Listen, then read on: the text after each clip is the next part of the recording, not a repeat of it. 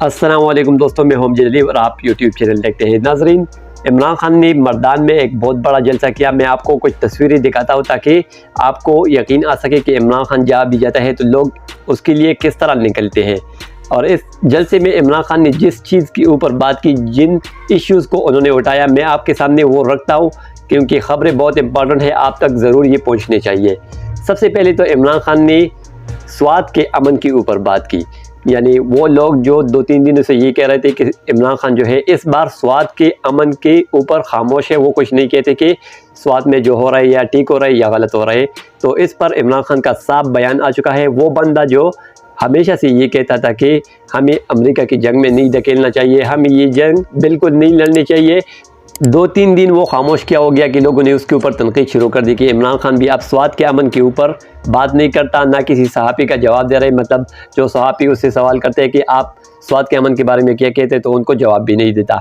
तो अब इमरान खान ने मर्दान जलसे में बिल्कुल साफ कहा कि जब वफाक में हमारी हुकूमत थी तो हमने दहशतगर्दी के ऊपर काबू पा लिया था। जितनी भी कबायली अजला थे उनमें भी दहशतगर्दी ख़त्म कर दी थी। ना कोई ऐसा रिपोर्ट आ चुका था कभी कि यहाँ पर तालिबान वापस आ चुके हैं, ना कोई दहशतगर्दी का वाक़या हो चुका था। लेकिन जब से हमारी हुकूमत वापस चली गई है तो इस इम्पोर्टेड हुकूमत ने बाहर के लोगों के साथ डील शुरू कर दिए और उनके साथ मुख्तलिफ मामलात पर जो है वो दस्तखत किए गई, जिसके नतीजे में पाकिस्तान में एक बार फिर दहशतगर्दी ने सर उठा लिया है।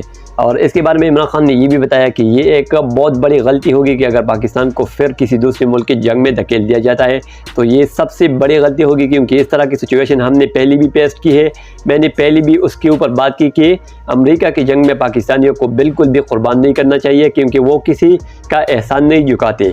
वो दोबारा आप ही के ऊपर इल्ज़ाम लगाएंगे कि आपने ही हमारी फ़ौजों को मारा, आपने ही हमारे साथ धोखा किया। ठीक है, तो इमरान खान ने बहुत क्लियरली इस पर बात की। इसके अलावा उन्होंने महमूद खान से एक सवाल भी पूछा कि आप जाके वफाकी हुकूमत से पूछिए कि स्वात के अमन का कुछ न कुछ करे, स्वात को सिक्योरिटी फराहम करे और जितनी भी दहशतगर्दी के वाक़यात हो रहे हैं उसको कंट्रोल करे। अगर वो आपको ये बता रही है कि ये हमारा काम नहीं है, हम इसको कंट्रोल नहीं कर सकते, ना ये हमारी ज़िम्मेदारी है, तो फिर सूबाई हुकूमत को ये इजाज़त देनी चाहिए कि वो दहशतगर्दी के ख़िलाफ़ काम करे और स्वात से हर तरह की दहशतगर्दी को ख़त्म करे। तो ये बिल्कुल साफ बात की है इमरान खान ने स्वात के हालात के ऊपर, स्वात की दहशतगर्दी के ऊपर। तो इससे इमरान खान का जो मौक़िफ़ है वो फिर साबित हो गया कि वो अब भी दहशतगर्दी की उतनी ही ख़िलाफ़ है जितने वो पहले थे। इसके बाद इमरान खान ने एक और इशू को उठाया, आज़म सवाती का जो मामला था, जिसके ऊपर बहुत सारे लोगों ने बात की है और बहुत सारे लोगों ने इसको गलत भी करार दिया है, क्योंकि इससे पहले एतजाज़ अहसन साहब ने जो बात की अदालत के सामने, उसको किसी ने कुछ नहीं कहा। मतलब उसने जनरल बाजवा साहब का नाम भी लिया और ये बताया कि NRO2 जो भी बंदा हमें प्रोवाइड करता है हमारे लोगों को, वो बाजवा साहब ही है। लेकिन किसी ने भी इसके ऊपर एक्शन नहीं ली, क्योंकि उसके पीछे तमाम वकला मौजूद थे। अगर कोई भी बंदा एतजाज़ अहसन साहब के ऊपर FIR कटवाता या उसको जेल भेजता तो रद्दअमल में तमाम वकला जो है वो एहतजाज करते और उसे छुड़ा देती और हुकूमत के लिए और मुश्किलात भी पैदा करते। तो इस पर इमरान खान ने एक सवाल उठाया कि आज़म सवाती के साथ जो है वो बहुत बुरा किया, क्योंकि उसकी ट्वीट को अगर आप एतजाज़ अहसन साहब के प्रेस कॉन्फ्रेंस के मुकाबले में रख के तो वो कुछ भी नहीं है। हालांकि एतजाज़ अहसन साहब को किसी ने कुछ नहीं कहा, ना किसी ने उसे उठाया, ना जेल भिजवाया। लेकिन इसके बरक्स आज़म सवाती साहब की जो बेइज्जती इस ट्वीट पर हुई, ये बिल्कुल नाकाबिल बर्दाश्त है, क्योंकि उसने अपने वीडियो पैगाम में ये भी बताया था कि मुझे नंगा कर दिया, मेरे घर में ये इस तरह दाखिल हुई जिस तरह चोर दाखिल होते हैं।